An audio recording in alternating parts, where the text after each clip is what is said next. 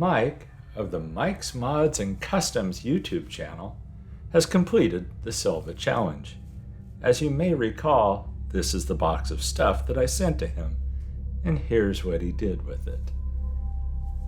I really like the looks of this build. And I don't mean this to sound weird, but it's conservative in a way. It's not too over the top. It's almost like a Blue Angels tribute there on the back with the coloring of the plane. And that works so well for me because of the dragon. It makes the dragon that much more realistic.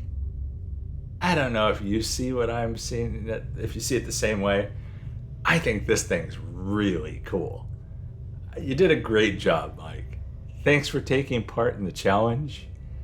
I have links to Mike's YouTube channel and his Instagram page in the comments for the video.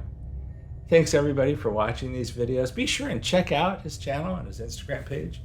And everybody stay safe and healthy out there. And catch you in the next one.